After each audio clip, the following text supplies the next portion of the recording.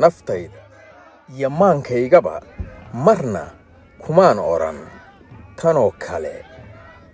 ayaa arkaysaa laakiin qofkii nool wax badan wuu arki doonaa sida tanoo kaloo yaabka ama kaag oo afkala taagga aad baan idiin salaamay waa Axmed Boos iyo mar kale ku soo dhawaada ila daawada amuurtan yaab kale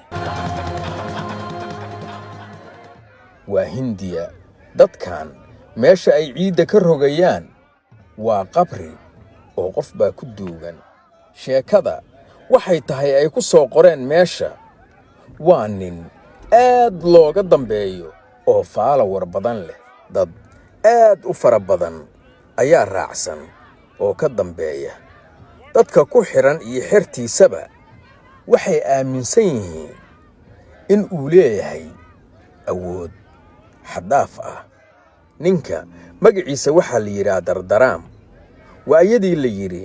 waayeel hortiisa caanaha loogu barxaaye inta aan la aasin ayuu iskugu yeeray suu ugu xaqiijiyo awoodda uu sheeganayo oo u noqdo nin aan la loodin karin oo gabi ahaanba looga wada giigo wuxuu yiri awoodaydaan idin tusayaaye anoo nool aasa 168 saac oo ah hal isbuuc oo idil ayaan ku jirahayaa godkaas markaa kadib soo faaga godkayga adinkoo ku dhawaaqahaya magacayga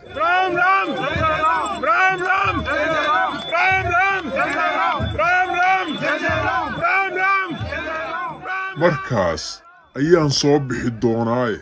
bal aan eegno sheekadu la yimid Dardaraam inay u shaqayso markaas wuxuu noqon nin haliyey ah oo la holin waayay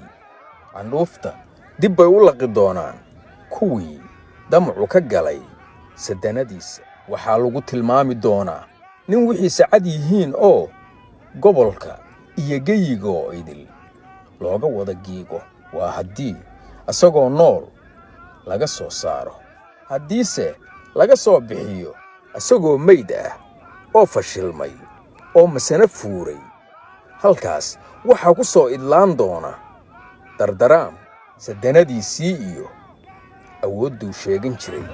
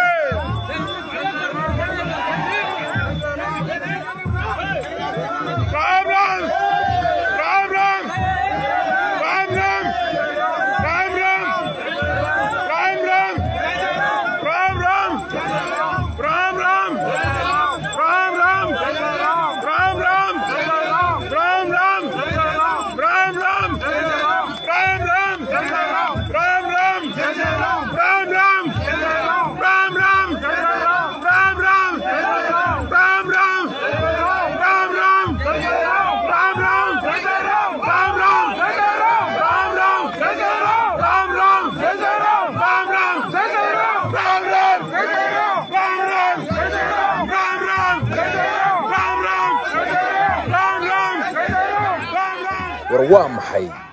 miyuu nool yahay mise waa indhahayga innaba caadi ma aha Dardaraam wuxuu suubiyeyba sixir iyo indhasarcaadba waxay tahay god kale oo meesha uga qodan uu ku booday waagii iyo war waxay tahayba ninkaas rag soo iskamuusan celin wiil hoog baan maqli jiray ee ina libaaxsan ka taabte asagaa wixii oo dhan isku fuuqsaday sida runtii war innaba caadi ma ah sadanadiisa iyo xukunkiisa iyo cidda u rigaysan cid u soo dhowaan karta oo ilaahay uuntay lama arko waxaan maqli jiray kuwa yidhaahdaa hebel iyo hebel kaadidooday u soo cabeen inay xornimo halkaa ku istareexaan oo bannaankaa ku xarafsadaan war ma ninkan baan u soo cabin waxaas iyo wax ka daran sadanadiisa 7 beri buu god u galay suu bahasha u badbaadiyo waxbaa ka dhacay war siyaasiyiinta ha la yaabinina bahashu way macaanta laakiin halgankaas oo kaley rabtaa